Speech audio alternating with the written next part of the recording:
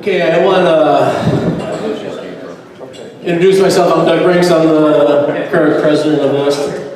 Probably for another year at least.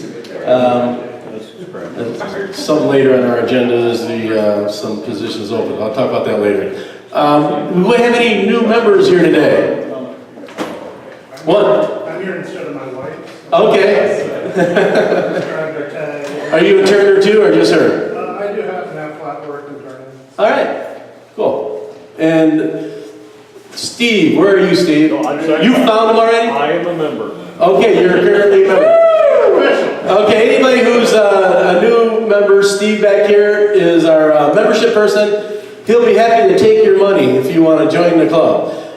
Currently, our dues are $25 a year.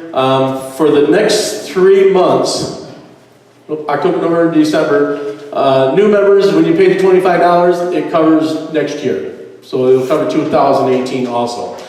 For current members, if you are currently a member, we're to the point of the year where we're going to accept $20 for your 2018 membership if you want to pay before the end of the year. So it's $20, but you have to be a current member. If you didn't pay your dues 7, 8, 9 months ago at the beginning of the year, it's not like you just pay $20 now you're in for next year. You pay the full boat. But if you are a current standing member of this group, you can pay $20 for the next 3 months and get all of next year. Okay? And that's starting today, so Steve's got help back there to collect the money because we know it's just going to be thrown at him, and he's going to have to try and pick it all up. Let's see. So we have a couple of new members. How many mentors are here today? I'm a mentor. Ron, Ken. Can the mentors stand up, please? We have mentors in this group that will help you if you need help. You don't have to be new to it. You can, and Ken's holding 19 things. Hey, go ahead and sit back down. We have mentors here that are all around the city. I'm south, Ron's north. Most of these guys are north. We have too many guys north, Some of you guys that need to move east and west, Ken's on the east side of town. But if you want to work with a mentor on something, you have an issue, you can't figure out how to, get that bowl gouge to work or something like that, get a hold of one of us and we'll work with you. As a matter of fact, hang on. Yeah. Yeah, we're not mentoring your problems with domestic issues and stuff like that. If that's what you're wondering. My wife and I stopped for Thai food the other day, and I got this here. This is my fortune. A mentor is someone whose hindsight can become your foresight. So I saved that for the meeting. We have a lot of hindsight as guys who've done this. We've learned from mistakes. And we can help you on your foresight not to make those same mistakes. So yeah, so I saved that. I thought that was great. Let's see. Mentors and sharpening tools. If you don't have a Wolverine sharpening system or Tormac or some kind of a tool sharpening system, we have one here that we can set up every meeting. You should be bringing your tools down here if you don't have anything like that. At least once a month you can get them things all set back up. We can find somebody who would be happy to show you how to set the angles on your tools and get them sharpened so they're working good for you. So if you have that, let somebody know and we will set the grinder up. If you don't have them this month, bring them next month. You won't believe how big of an issue that is, trying to turn with tools that don't have the right angles on them or are not sharp. It makes a big difference. Moving on down, treasurer's report. Jim. There, let me give me a mic. You're live right there.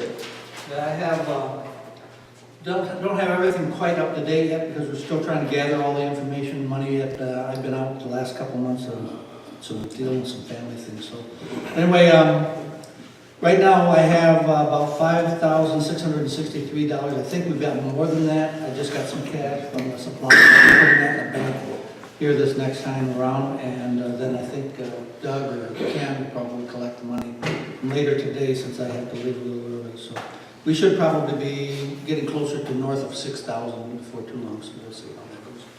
Other than that, that's all through the month of September. October, obviously, we don't have anything yet, so any questions on that? All right, thank you.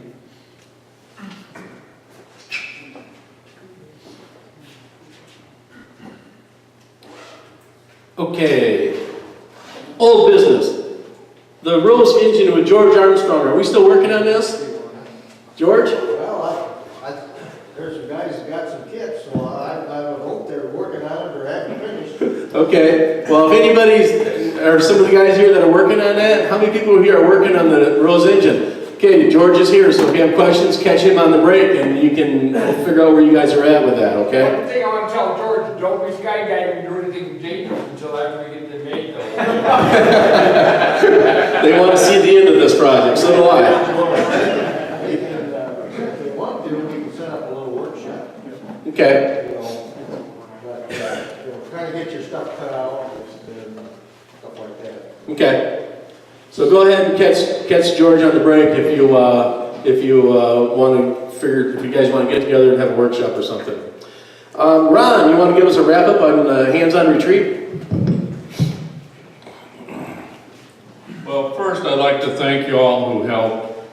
This year probably went smoother and easier than any year we've done it. We just had a tremendous amount of help. Demonstrators, you all did a great job. Sally all was just spectacular. This year I did lose money. I got a couple surprises and some invoices. It won't happen again, I can promise you. But the demonstrators, Sally would not take any money. That's the kind of person she is. She did notify the AAW of the event, looking for a couple write-ups. She's just been a sweetheart. Any of you that are friends with me on Facebook may have seen the drone video. Joanne Savant's boyfriend from Alberta brought a drone and asked me if it was okay to fly the drone. He did a wonderful job of doing a video of the event. He flew it up the driveway, went in towards the tent in the barn, brought it back out, went up to the garage where the instant gallery and another demonstration was taking place.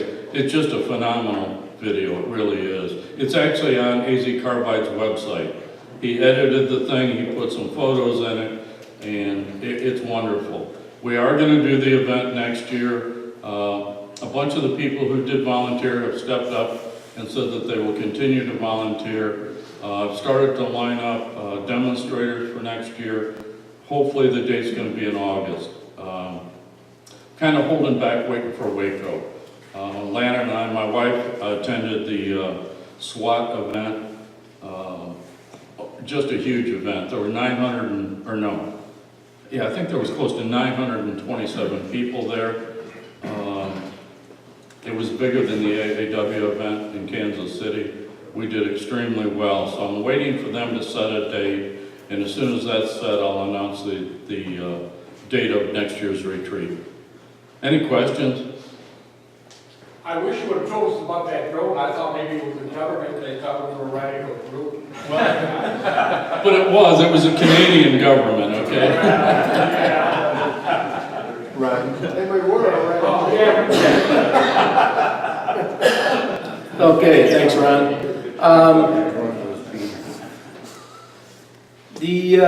Our Beads of Courage vessels are due next month.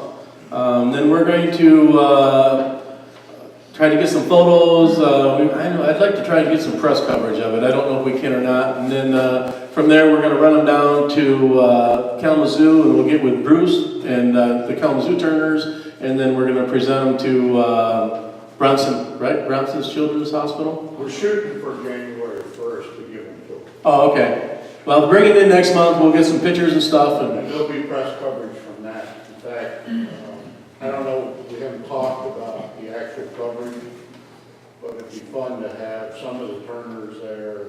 Yeah.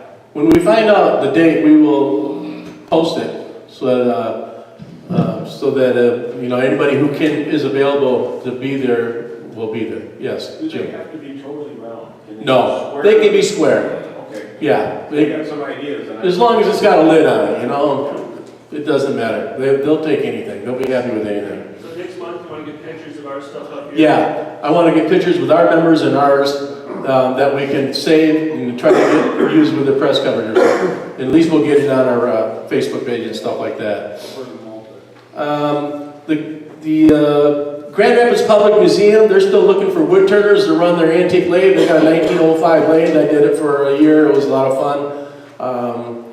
If you're interested in doing that, because you work behind a window, I don't know if you've been there to see it. They can talk to me. Yeah, talk to Ken if you're interested in that. Ken is currently doing it, but you're on display, you know, and you're turning an old lathe and handing out tops to kids and stuff. It's a lot of fun. So if you're interested in doing that, see Ken.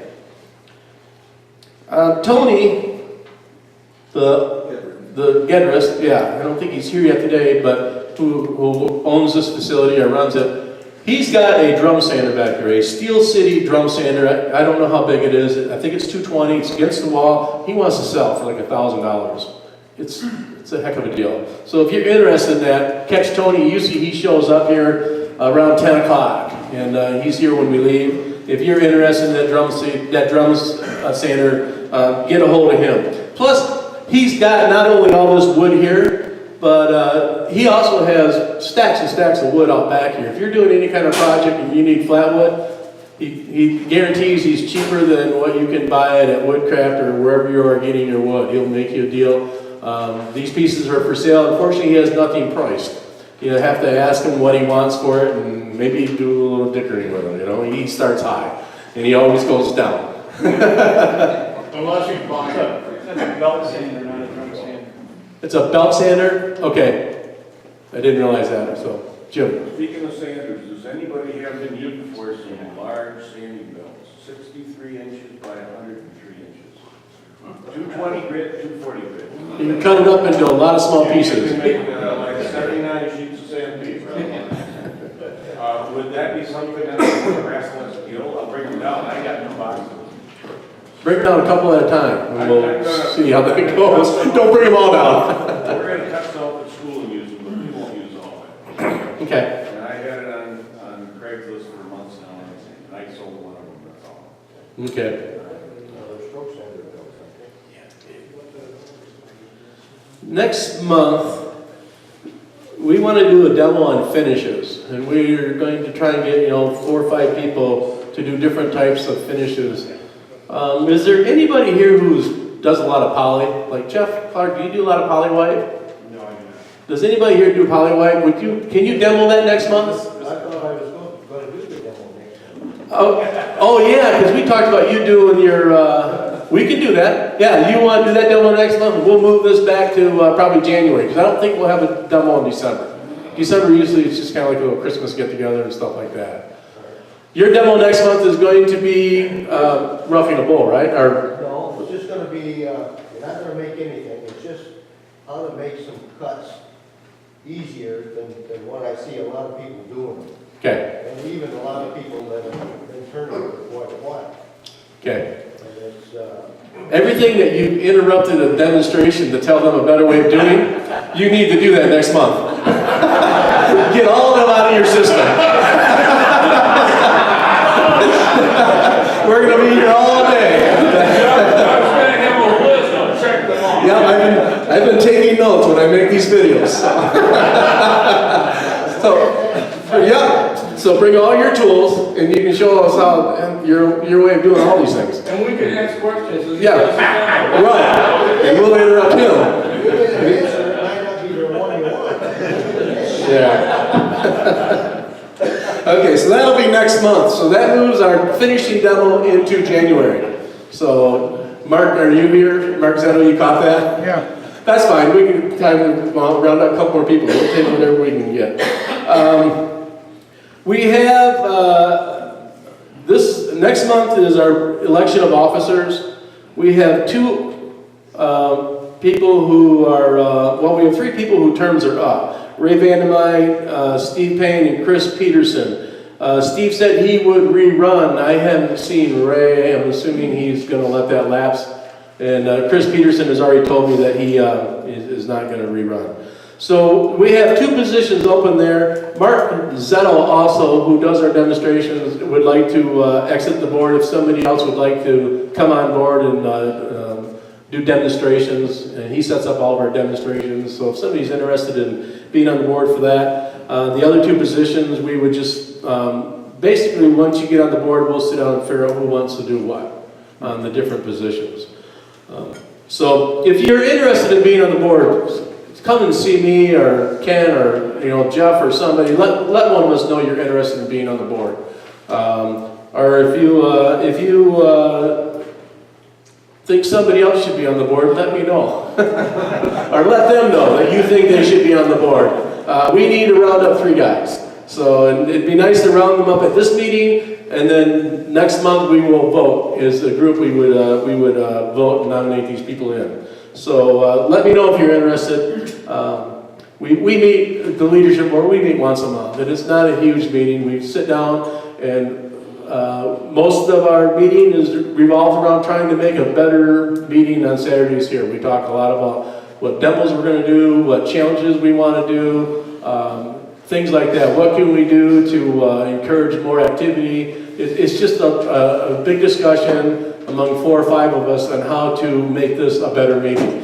And so if you're one of the people who wishes you could tell us how to be, what we're doing wrong, you'd probably be great on the board. Because that's all we're looking for is people that have an input and they're concerned with where this group is heading. So if you feel that you're in that frame of mind that you would like to take a part, let me know. We'll get your name onto the list. Let's see, our demonstration today is with Bruce Denenhauer. Is that how you pronounce your last name? Danenhauer. He's going to do a 3-pointed bowl, which he starts with a cube, which is up there. So that'll be our show and tell. We have raffle here that we're going to be doing. We have show and tell, and we have collaboration. I would like to do the collaboration and the show and tell next. So if you have a piece that's on either one of these tables, let's line up on the side here. We'll come up and we'll grab our piece and come up to the mic and tell us about them.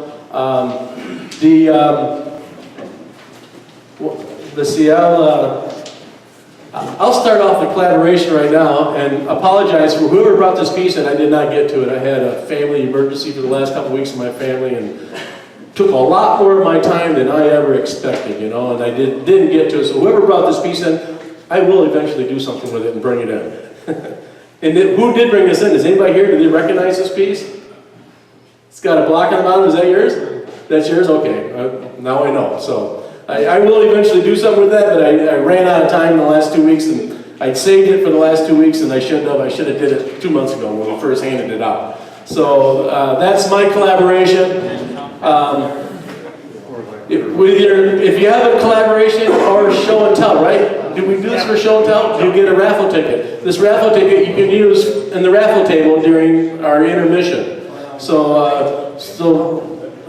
Ken will hand that out. Your collaboration challenge, please put back on the table when you're done. We're going to be voting on that, which one is the best one.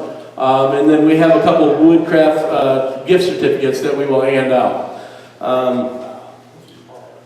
Let me do all my pieces first so I can get out of the way here. I brought in some show and tell. I've gotten some burls lately from a guy online. This is a cherry burl I got that you couldn't tell what this was going to look like. It was just all black, and I cut into it, and I thought it looked like a meteor, with all the streaks going through the side. So I thought it was very unique. I really was happy with it. What kind of finish is on that? Lacquer. Lacquer? Yeah, all my stuff here has lacquer on it. Until it looks right, it has at least 3. Because you say I always put on 2, and then if that looks right, the next day I'll light sand it and I'll give it a 3rd coat. But sometimes, no, it's just lacquer. Yeah, sometimes I get those first 2 on and I don't like it, or I see dull spots, but I keep going until I have no more dull spots and no more lumps or anything. And then the next day I'll light sand it and I'll shoot it one more time. And spray it on, right? I sprayed on with an HVLP, yeah. And the same with this piece. This is another burl I got from a guy online. He advertised it as a ambrosia maple crotchwood burl. It was square. It was a square piece of wood. That's what it looked like on all 4 sides, except one side had burls down the whole side of it. And then when I cut it off to square it up, then I could see the 2 pieces of wood, the ambrosia in it. I thought, okay, this is going to be a nice piece. So yeah, then I turned it, and this is probably one of the nicest things I've turned. I really like the way it turned out. So pretty piece. And this last piece I had here, I was cutting this wood, and I hit a nail on my chainsaw. Thought, oh crap. So I incorporated that nail. I centered it. And then started carving until I found the head, and then I worked around it and made the bowl. So that's the nail that was in the tree. It was under about probably 5 years worth of growth, I think. So that's my pieces. Grab your piece and walk into the mic here and tell us about it. All right? Thank you. Bruce, Dan, and Howard, you're gonna get tired of hearing my voice, so I'm not gonna talk long enough. This is just a middle core of a piece of oak. I had a tree taken down this spring, and about 2 hours after it was cut, I had a piece on the lathe, just for fun, and cored out 3 bulbs. This is the center one, and turned it and finished it wet. So that's the warpage from it. And it's just got walnut oil on it as a finish. And this is like for a salad bowl for 2 people. And I make most of my salad bowls kind of heavy, just so they can get dropped a couple times and not shatter. So that's mine.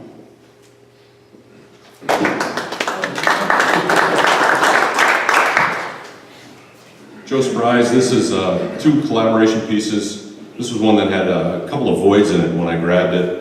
And so this is my first attempt at, I used inlace to do the, fill the voids on it and so forth. And then just an oil finish on it. I believe it's, looks like box elder is what I believe it was. And then this was a piece of box elder that I actually brought in. It had blown off my lathe. It was just an ugly chunk. And so when nobody picked it up, I said, well, what the heck, I'll take it home and do it myself. And so I did, and so that's just a small bowl. And then one show and tell, this was a, playing with I bought some Texas ebony, and so just made a little platter. This was a piece that, before I broke into the big pieces, I was telling Ron before I ruined the big piece, I decided I'd take one of the smaller ones and just play with it and see how it cut and so forth. So again, just an oil finish on some Texas ebony.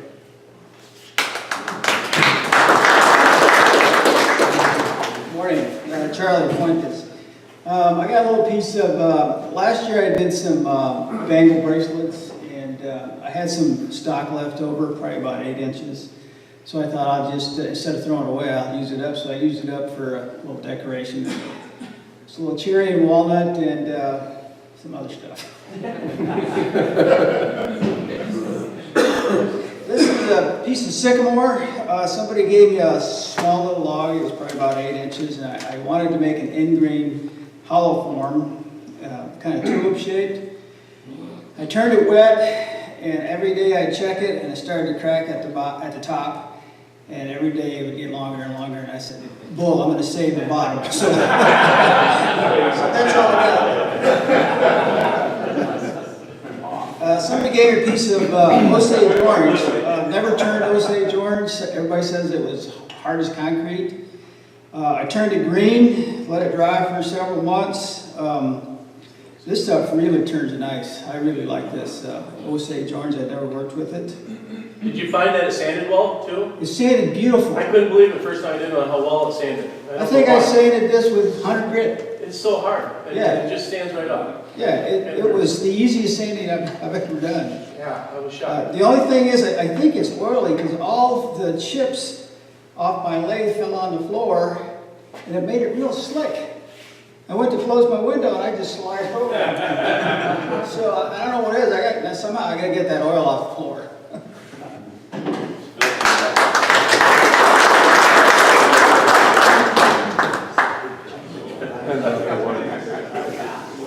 This is just a dumb idea I couldn't get out of my head, so I made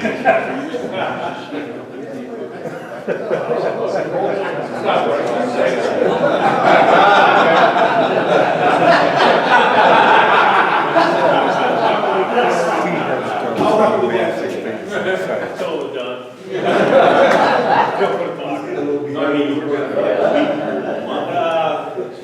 hour or 2 a day, here and there.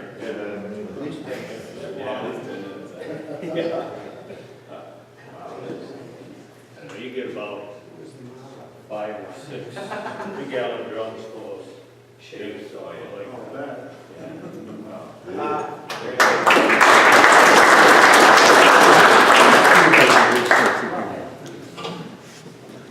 Jim had a piece of wood you couldn't throw out, but you didn't know what to do with. And I had this sitting on my bench. It's a piece of elm burl. And I like this natural surface here. And it looks to me sort of like a fence post after a while. And I remember I was riding around in Nebraska on the back roads, and they have those fence posts, and they've got nails in them with "Don't Trespass" signs and cowboy boots on them. And so I thought, okay. So I started on this, and as I was turning the top part, I started to ruin the natural thing. So then I changed the axis to tilt it a little more so I would miss this. And then I had to do it again at the bottom. And then when I got done with it, I wood burned some wildflowers in it, painted them with acrylic, and then added some copper powder and some turquoise on here. And I left it proud. I've done some of it before where I polished it, but I kind of like the lumpiness. And then I had these 2 old cut nails. I thought I would stick in the side of it, and so it's. I told my sister who lives in California I was making a weed pot, and she got sort of suspicious of my weeds and pot. Where do you live? That's why half the people sign up for Ron's treatment. Did you have that idea when you started, or did it just sort of evolve? It kept growing. In fact, I had to stop, but I thought it really would be nice if I could get kind of a rusted little cleat and put a piece of barbed wire on it. But I thought I better quit while I was ahead. But it just sort of grew. And there was a flat spot on the cut on the burl, and I used that for this palette for these flowers. And then I wanted to repeat it, so I carved this out here, and then I did it. So I was kind of collaborating with myself as I was going.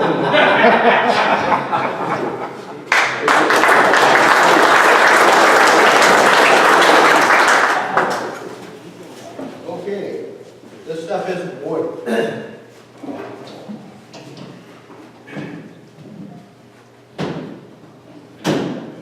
What this is, and we're going to set it up on that lathe there after he's done with his demo, is for the McNaughton coin unit.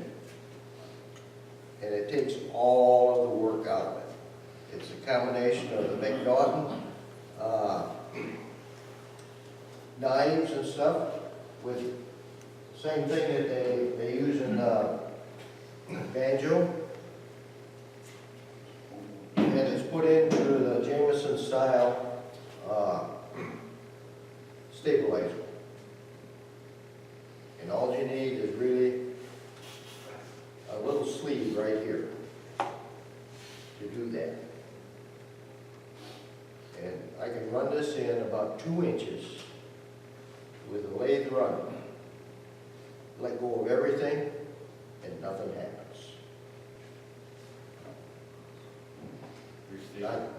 Very stable. It takes all of the work right out of it. So we'll set this up. You can look at it. You can take it apart if you want to take it apart. And you can look at it and do whatever you want to with it.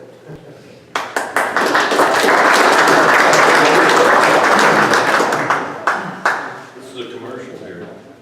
This is a red box elder bowl. And the guy on Lumberjack said this is a nest bowl. If you look at it right there, it looks like there's a chicken sitting on the nest right there. I didn't see that until they said it. But anyway, this was from a wedge of a tree that was cut at Gary's house. And in fact, the tree is still there. That's why the commercial. The tree is for anybody that wants it, cut it up. And I just took this home to see if there was any red in it, because only the female box elder has red in it. And this was beautiful. So you got a gold mine right there.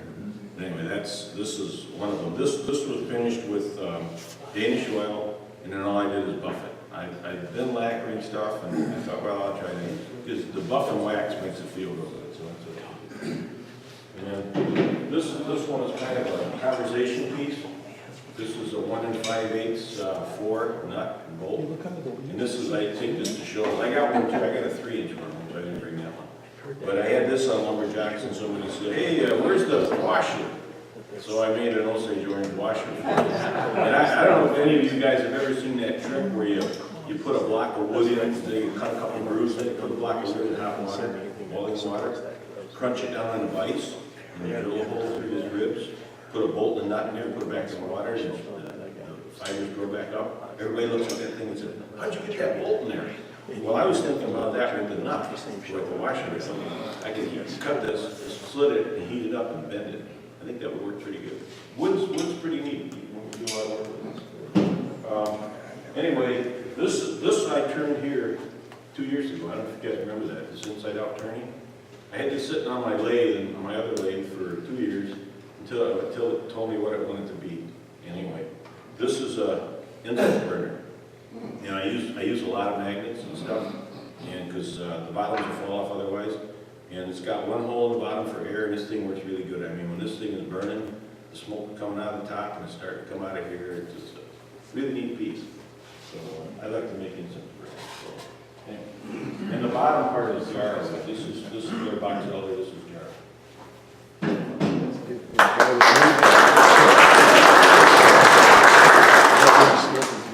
This is a beads of courage, and what I tried to do here, this was green, and I turned it all the way when it was green. And I turned it about as thin as I could. I've turned some others that are thin. The only problem is that when I got done, the bottom was kind of tipsy. But it was kind of enjoyable, and it keeps it shape pretty good. I mean, it's completely green. That's B.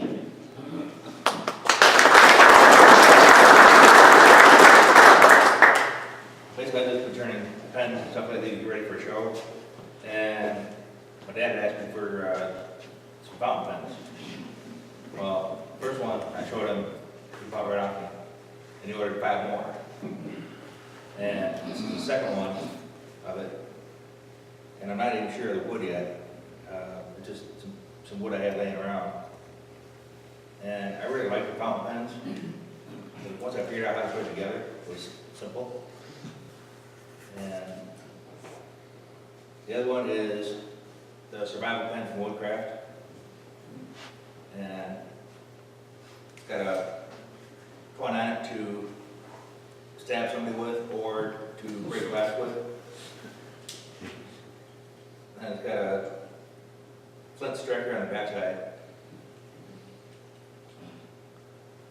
And I'm not quite sure how it works yet, but hopefully somebody can show me how it works.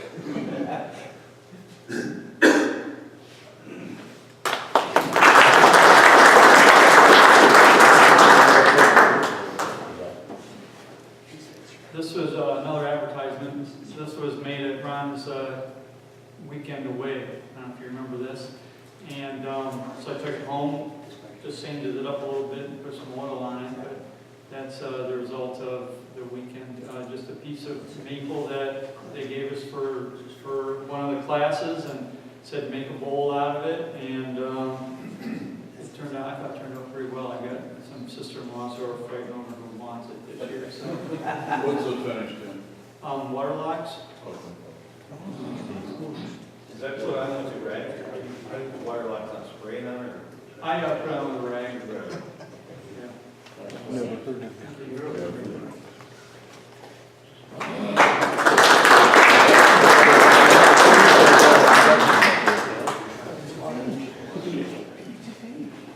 Is that everybody?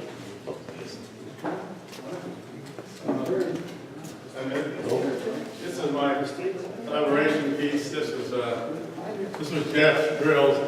It did make the lathe, although most of it's carving that I picked up at Ron's retreat. I hadn't done any carving before that. But anyway, that's how, so I had several holes in it. So it did make it back onto the lathe to patch the holes and sand those down. The rest of it was 3D printed pieces. And this is my show and tell. It's just a piece of box over that turned green, as you can see from the shape. Need to put more finish on it, but that's it. Question about the finish on the box elder. Do people do anything with UV inhibitors in it to prevent the bread from becoming less vibrant, or do folks usually do it without UV inhibitors? I use Bellspar. I get it from the Repolite on 44th Street. That has a UV inhibitor in it. And I have a piece of box elder that I turned probably over 3 years ago, and it still has a lot of red in it. When I have some older pieces that I had just put shellac on, and they've turned brown already. So from the same piece of wood.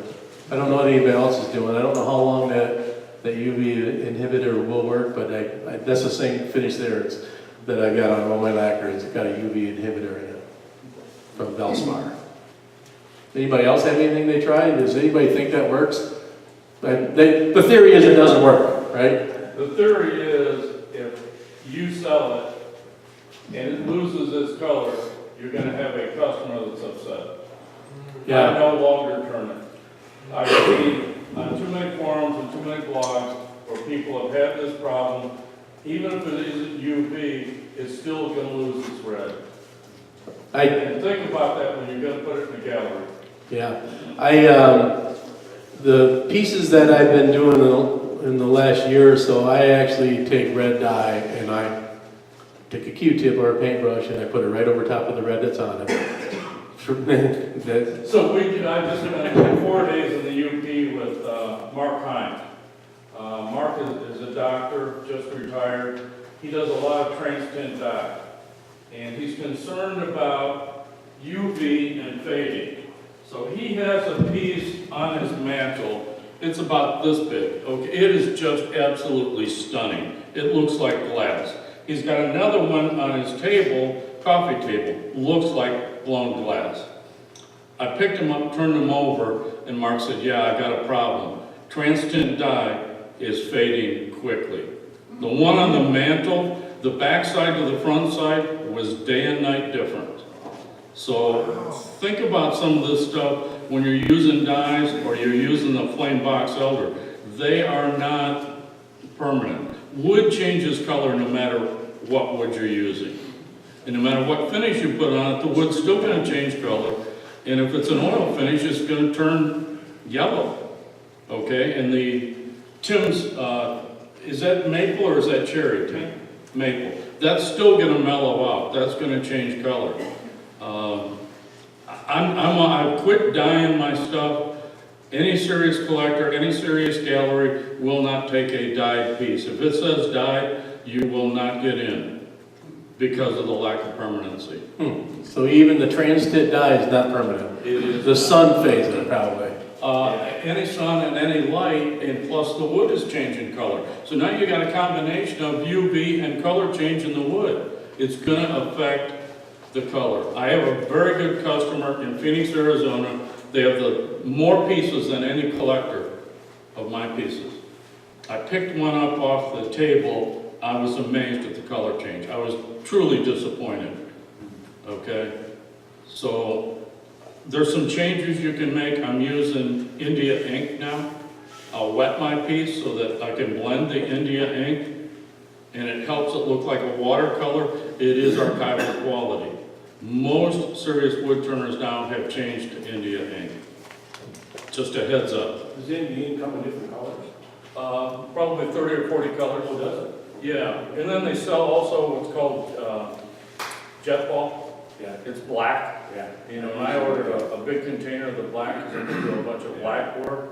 And again, it's all archival quality. Dick Blick has it. And they run a sale on it about once every 3 months. Because that box elder is kind of like the opposite of Purple Heart. You get box elder with the sunlight, it turns brown, you get purple heart inside, it turns brown, without sunlight, it turns purple. It's purple, yeah. Yeah. And when I sell pieces that are box elder, I don't have too many of them, but I do tell my customers that if you put this in a dark room, it'll never lose its color if you wrap it up. You can always unwrap it, it'll be red. You can't see it. You do not put this in sunlight in a well-lit room. We have it in our house, my wife keeps it away from all the windows, and it's held for a long time. So I kind of set that up for failure. The more light it sees, the faster it's going to fade, you know? So you want to keep this out of as much daylight as possible. Ken, weren't you saying once that you had a piece of walnut, or somebody had a piece of walnut, and they put it in the sunlight for 3 hours, and you could already see the difference? Well, we do that with cherry at work all the time. Yeah. Two tops side by side and they don't match. One's lighter than the other. You throw it on the picnic table outside for about 3 hours, bring it in and match it perfectly. So yes, the sun will fade. Speed it up. The sun will fade all wood. My mom has a walnut bowl I made her. Their dining room table, this morning sun comes on it, and after just 1 year, it was incredible how much that thing had faded. Because it was really dark when she got it, now it doesn't look dark at all. It's bleaching it, so. Yeah, Ralph. A long time ago, when I had a wood shop, I bought a bunk of cherry. And it came in, one of the guys who had driven the truck and tossed his keys on the cherry bunk. And a couple hours went back later and you could see the outline of the keys. So I gave him an idea that he would take these black letters and he put the vinyl letters that you stick on. And he put that on a piece of cherry, sanded it nice and smooth and everything. Put the black letters on the cherry, stuck it out in the sun for a couple hours, and took the letters off, and his name was in it. And at the end of about a year or two, you could still see his name. The light difference that never catches up. Yeah. Once it's light, you got the dark behind it, it never catches up. So it's kind of a neat way of making a name on a board without doing any work. Maybe red box elder will turn red if you put it in the freezer. I don't know. About 50, 100 years ago, a guy walked out of his house in the middle of winter, and there was a leaf laying on the snow on a sunny day, and the leaf had settled down into the snow, and that gave him the idea to make a copy machine. That's where Really? From there he thought, okay, if I can impregnate dark into light with heat, and then he came up with and invented the copy machine. Is that Joe Xerox? Probably, I don't know. I have no idea, but I heard that story a long time ago and I always remembered it. George? On cherry, if you want to darken it and make it look like old cherry, quickly, you can use some lye. Just take red demo lye, mix it with water. How dangerous is that to work with? Well, you don't want to burn your skin with it. It's fun. Is that okay? It's made for household use, so. Is it okay?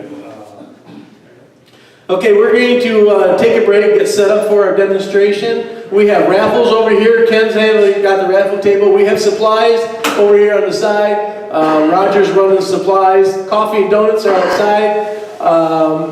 So go ahead and partake of all the things that we have available to you. And we'll see you in a few minutes here when that The sofa, sculptural objects and functional art show in Chicago takes place with the Navy Pier, the 3rd and 4th or 4th and 5th of November.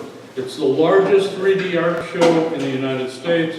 You can walk into a gallery. It's different galleries that have booths. Walked into the Blue Ring Gallery out of Santa Fe last year. Opening day, they sold $250,000 in glass. It is a fascinating thing to attend. They blow glass there, and there are wood turning demonstrations that take place there. The Chicago Club does the demos.